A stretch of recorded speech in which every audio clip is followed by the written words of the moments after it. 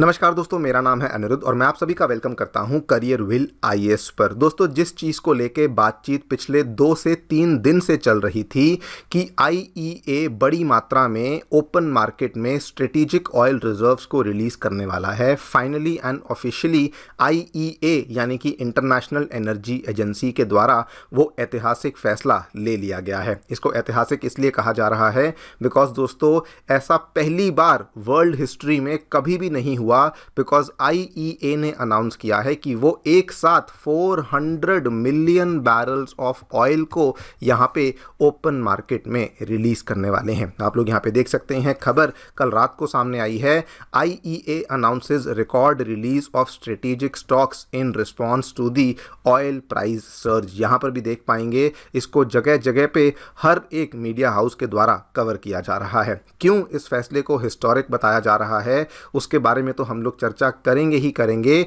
लेकिन दोस्तों ये फैसला लिया क्यों गया है उसके ऊपर भी हम लोग चर्चा करेंगे। एंड जैसा कि आपने थंबनेल में भी देखा होगा, मैंने मेंशन किया है कि ये हिस्टोरिक तो है लेकिन बहुत ज़्यादा यूजफुल फैसला नहीं है। वो ऐसा मैं क्यों कह रहा हूं उसके बारे में चर्चा भी हम लोग करने वाले हैं। आइए शुरू करते हैं मेरे साथ। मेरा नाम है अनिरुद्ध। यदि आप लोग हमें फॉलो करना चाहते हैं तो दिए गए टेलीग्राम चैनल्स के माध्यम से ऐसा कर सकते हैं। Alright, directly coming to the news, क्या देखने मिला है दोस्तों। इंटरनेशनल एनर्जी एजेंसी के द्वारा पिछले 2 से 3 दिन से इस चीज़ को लेके डिस्कशंस और डेलिब्रेशंस चल रही थी, बल्कि इसके पहले जो G7 की कंट्रीज़ हैं उनके द्वारा भी एक मीटिंग को कंडक्ट किया गया था और वहाँ पर भी इसी चीज़ को लेके डिस्कशन चल रही थी कि क्या आईईए को आगे चल कर के जो ये स्ट्रेटेजिक रिजर्व्स में से कच्चा तेल है ये रिलीज़ करना चाहिए या फिर नहीं। वहाँ पर जो है ये डिसीजन अभी तक नहीं लिया जा रहा था, लेकिन अब फाइनली 11 मार्च की शाम को फैसला ले लिया गया है and the international energy agency has decided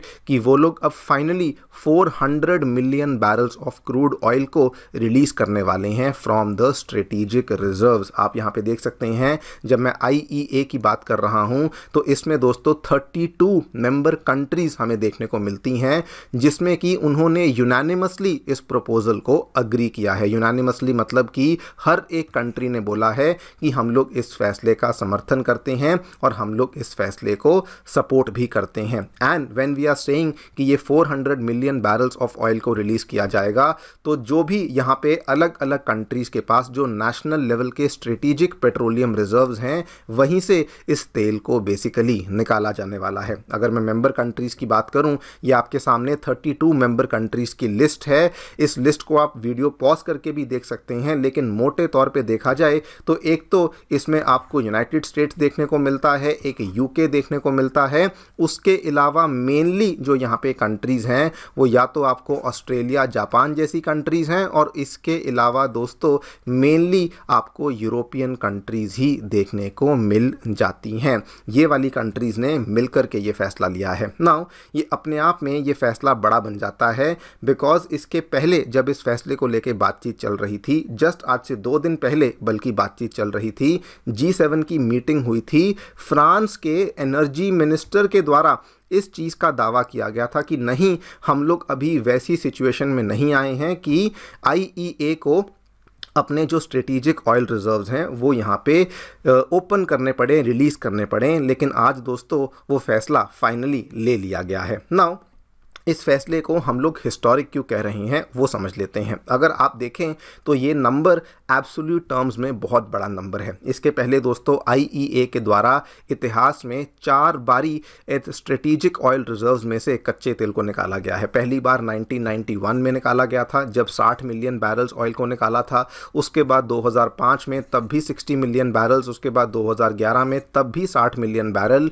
उसके बाद 2022 में जब 182 मिलियन बैरल्स ऑफ ऑयल को रिलीज किया गया था। आपके सामने है, इतना बड़ा नंबर हमने कभी भी यहाँ पे रिलीज नहीं किया, लेकिन पहली बार ये ईरान कॉन्फ्लिक्ट के चलते बेसिकली 400 मिलियन बैरल्स के ऑयल को रिलीज किया जाएगा। एक तो ये रीज़न बन जाता है इसके ऐतिहासिक होने का, लेकिन इसके साथ में इसके ऐतिहासिक होने का ये भी रीज़न बन जाता है, अगर आप इस नंबर का परसेंटेज देखें टोटल जो यहाँ पे ये 32 कंट्रीज आपको देखने को मिलती हैं, इनके पास जो टोटल रिजर्व्स देखने को मिलते हैं ये दोस्तों 1.2 बिलियन के टोटल रिजर्व्स हैं, यानी कि मिलियन में माने तो 1200 मिलियन के टोटल रिजर्व्स हैं और उसमें से 400 मिलियन के रिजर्व्स ये लोग रिलीज़ करने वाले हैं, यानी कि सीधा 33% रिजर्व्स को ये लोग रिलीज करने वाले हैं। इसीलिए भी ये एक नंबर बहुत ही बड़ा बन जाता है। अब अगला और ज़्यादा पुख्ता सवाल यहाँ पर ये आता है कि असल में ये फैसला इन्होंने यहाँ पर लिया क्यों। देखिए, एक तो यहाँ पे इकोनॉमिक रीज़न बन जाता है जो कि बहुत ही स्ट्रेट फॉरवर्ड और सीधा कारण बन जाता है। सभी जानते हैं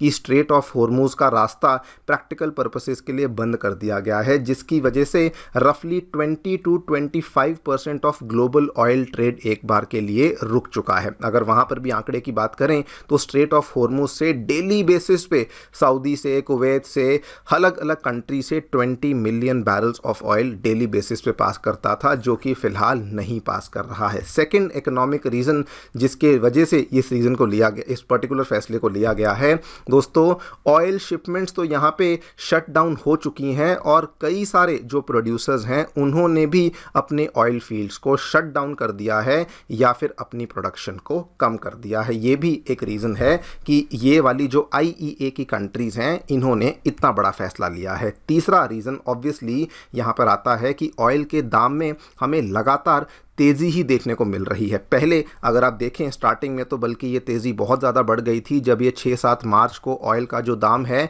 ये 112-115 डॉलर के आसपास पहुंच चुका था।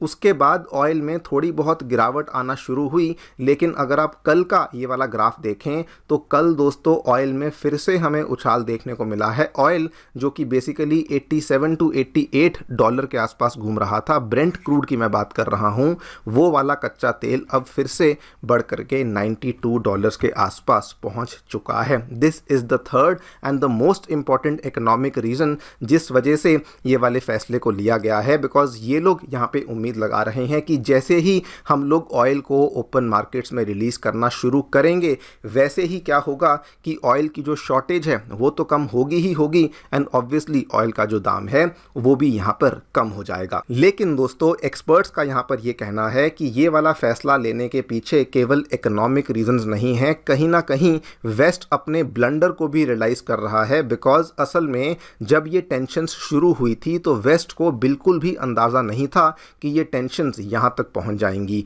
ये एनालिस्ट और एक्सपर्ट्स का ये मानना है कि सिचुएशन आज इतनी ज़्यादा बिगड़ चुकी है कि western powers no longer control the global oil choke points जिस तरीके से वो एक टाइम पे कंट्रोल करते थे। बहुत सारे कारण यहाँ पे पॉसिबल हो सकते हैं जिस वजह से ये वाला फैसला आज इन्होंने लिया है।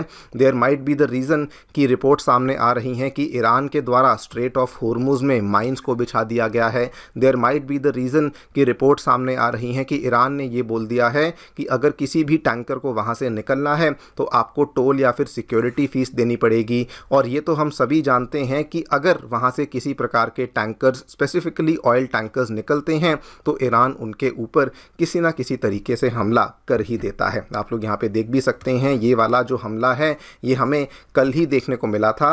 लेकिन कुल मिला के ये वाले रीजंस भी यहाँ पे बड़ा फैक्टर बन जाता है जिस वजह से दीज कंट्रीज़ ने इमीडिएटली ये फैसला लिया और बिना कोई बहुत ज़्यादा डिस्कशन डेलिब्रेशन इन्होंने नहीं करी और जल्दी जल्दी से इन्होंने कहा कि हम भी अब 400 मिलियन बैरल्स ऑफ ऑयल को रिलीज़ करेंगे। नाउ दोस्तों, इवन दो ये फैसला हिस्टोरिक है, इवन दो इसके पीछे बहुत सारे फैक्टर्स हैं, लेकिन the fact of the matter is कि ये एक बहुत ज़्यादा यूज़फुल डिसीजन यहाँ पर नहीं है। जो इकोनॉमिस्ट हैं, जो एक्सपर्ट्स हैं, उन्होंने सिंपल कैलकुलेशन करके दिखा दी। उन्होंने कहा कि जो स्ट्रेटेजिक रिजर्व्स हैं, पहली बात तो आप केवल 400 मिलियन रिजर्व्स को यहाँ पे रिलीज़ कर रहे हैं। उन्होंने कहा कि अंदाज़ा लगा लेते हैं कि आने वाले एक महीने में मान के चलिए कि आप लोग 100 मिलियन बैरल्स ऑफ ऑयल को रिलीज़ कर देंगे। उससे क्या होगा कि डेली बेसिस पे, मतलब कि आने वाले 30 60 डेज में डेली बेसिस पे आप 3.3 मिलियन बैरल्स ऑफ ऑयल को डेली बेसिस पे रिलीज़ करेंगे। लेकिन उनका साफ साफ कहना है कि क्या इससे प्रॉब्लम सॉल्व होगी? बिल्कुल भी सॉल्व नहीं होगी, बिकॉज असल में स्ट्रेट ऑफ हॉर्मुज़ पे डेली बेसिस पे 20 मिलियन बैरल्स पर डे का ऑयल यहाँ से पास होता था। उनका ये कहना है कि जो आप ये 400 मिलियन बैरल वाला फैसला लेकर आए हैं, इससे मार्केट्स काम हो सकती हैं, पैनिक कम हो सकता है, टेम्पररीली जो ऑयल के दाम है वो कम हो सकते हैं, लेकिन जो मिडल ईस्ट, जो वेस्ट एशिया से आने वाली जो सप्लाई है, उसको आप इस 400 मिलियन वाले आंकड़े से डेफिनेटली रिप्लेस नहीं कर सकते हैं। और इसीलिए एक्सपर्ट्स ये कहते हैं कि यस, डिसीजन हिस्टोरिक है, यस, ऐसा इतिहास में कभी नहीं हुआ, लेकिन एक्सपर्ट्स ये भी इस चीज़ को मानते हैं कि इस डिसीजन का बहुत बड़ा फ़ायदा नहीं होने वाला है। अब आखिरी क्वेश्चन ये आता है कि फिर फ़ायदा किस चीज़ से होगा? दोस्तों, मैं पहले भी इस चीज़ के बारे में जिक्र कर चुका हूँ। फ़ायदा केवल और केवल एक ही चीज़ से होगा कि जब ये वेस्टर्न कंट्रीज़ ये जो यहाँ पे इंश्योरेंस की प्रॉब्लम है, उस प्रॉब्लम को यहाँ पे सॉल्व कर दें। मैंने पहले भी इस चीज़ के बारे में जिक्र किया है कि ये पूरा का पूरा जो स्ट्रेट ऑफ हॉर्मुज़ से जितनी भी शिप्स जो यहाँ पे निकल सकती थी, उन्होंने निकलना बंद इसलिए किया बिकॉज जब से ये टेंशन शुरू हुई हैं, तब से जो यहाँ पर P&I वाली कंपनीज़ हैं, ऐसी कंपनीज़ जो कि बड़ी बड़ी शिप टैंकर्स को प्रोटेक्शन और इंडेमनिटी देती हैं, इन्होंने वो इंश्योरेंस सर्विसेज देना बंद कर दी हैं। आपके सामने पूरी की पूरी लिस्ट है। ये सारी की सारी कंपनियां हैं। गार्ड हुई, नॉर्थ स्टैंडर्ड हुई, स्टीमशिप म्यूचुअल हुई, American club, Swedish club, London P&I club. जब से टेंशन शुरू हुई हैं, इन्होंने अपने हाथ खड़े कर लिए हैं और बोल दिया है कि हम तो जी किसी प्रकार का इंश्योरेंस आपको ऑफ़र नहीं कर सकते हैं। जब तक ये प्रॉब्लम सॉल्व नहीं हो जाती, तब तक भले आप 400 मिलियन बैरल रिलीज़ कर दो, भले आप कंप्लीट 1.2 बिलियन बैरल्स को रिलीज़ कर दो, तब तक आपकी जो ये ऑयल की शॉर्टेज और ऑयल प्राइस के बढ़ने की प्रॉब्लम है, ये सॉल्व नहीं हो सकती है। आगे क्या होता है वो वक्त ही बताएगा, लेकिन फ़िलहाल के लिए जो ये यहाँ पे स्टेप ले रहे हैं, ये एक बैंडेड अप्रोच है, जबकि इस पूरी सिचुएशन के लिए एक सर्जिकल अप्रोच की हमें सख्त से सख्त ज़रूरत है। जो भी होगा आपके सामने लेकर आएंगे। फिलहाल के लिए इतना ही। आप लोग जो भी सोचते हैं हमें डेफिनेटली बताएं कमेंट सेक्शन में। Thank you so much for listening. Stay tuned and